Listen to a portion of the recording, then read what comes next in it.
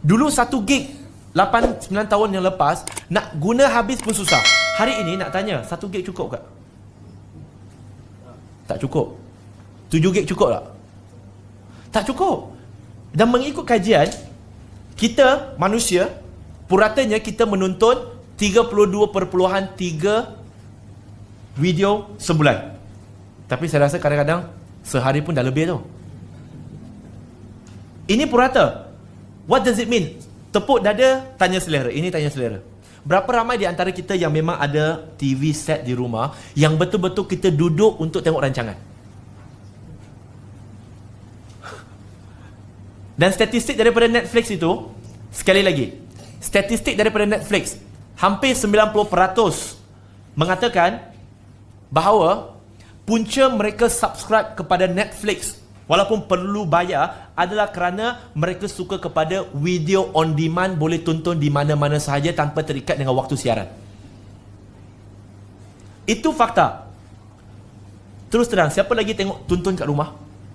Tak, kita on the go. Hari ini berapa? Hari tu debat siapa? Sama Ustaz Sama Ali dengan Abu Syafiq. Berapa ramai yang tengok melalui smartphone? Majority. Dia smart TV ada tapi dia tetap dengan smartphone. So apa? On the go. Astro pun keluarkan on the go. Hip TV pun keluarkan on the go. What does it mean? Maksudnya manusia suka flexibility. Dan uniknya, tuan-tuan dan puan-puan, itu 4 sebab. Dan saya akan tambah lagi juga tentang message recall. Mengikut kajian psikologi, manusia boleh recall apa yang mereka belajar 10% dengan teks. Maksudnya apa yang kita baca. Sebab tu kan kadang-kadang kita dah pernah baca, bila orang tu sebut macam aku pernah baca je. Sebab 90% kita lupa, 10% retention.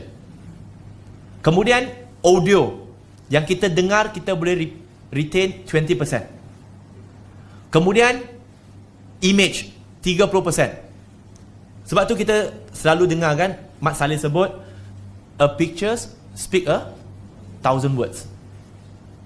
Dan statistik daripada pengkaji, dia kata video yang berdurasi lebih kurang dalam 3 hingga 5 minit, dia mewakili 1.8 juta perkataan.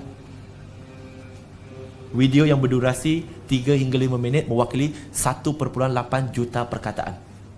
Saya tahu hari ini banyak nombor kan. Mungkin sebelum ni kalau kuliah-kuliah tak banyak nombor macam ni, ini bro ni nak suruh kita beli nombor ke apa? Tak, itu adalah statistik. Sebab bila kita sebut tentang keperkesanan, kita mesti ada statistik. Kalau tak ada statistik, dengan kita kata, aku rasa video ni best, aku rasa video ni efektif, boleh jalan tak? Tak boleh. Dia tak boleh jalan. Dan message recall untuk video 50%. Maksudnya, dari segi kesemua media ini, video memberikan message recall. Sebab itu, kita senang recall tak? Hari tu aku pernah tengok tau satu video. Kita dah lupa dah tajuk dia, tapi kita boleh recall apa yang ada dalam message tu. Tetapi berapa ramai yang message yang ingat, hari tu aku ada status, ada ke? Ada, itu status ke video? Dan kajian mendapati bahawa mereka yang terlibat dalam pemasaran, bidang marketing, mereka mengatakan mereka akan menggunakan video dalam pemasaran mereka. Sebab itu hari ini sekarang kita tengok, kebanyakan iklan mereka gunakan yang jenis yang video, bukan jenis image sahaja. Sebab itu dah semakin ketinggalan zaman. Mungkin ada di sini yang terfikir, tapi brother, kalau brother kata tengok teks itu hanya 10%, bagaimana dengan mereka yang menghafal Quran? Mereka pun tengok teks juga. Soalan yang valid, soalan yang adil. Sebenarnya dia ada satu lagi, iaitu jikalau untuk mencapai lebih tinggi walaupun dengan teks, statistik menunjukkan apabila untuk meningkatkan tahap recall, ini untuk kita belajar juga sebagai penuntut ilmu, iaitu tahap recall rate lebih tinggi boleh menjangkau sehingga 90% ialah apabila kita membaca teks, kemudian kita ulang dan kita baca semula dan kita ulang dan kita baca dan kita ulang, maka recall dia akan 90%.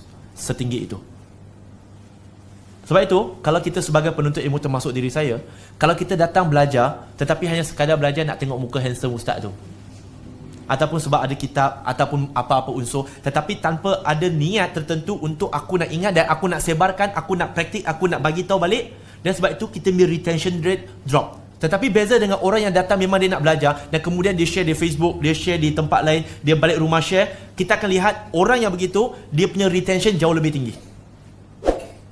Satu, jangan salahkan aku ni dah tua, aku memori memang macam tu.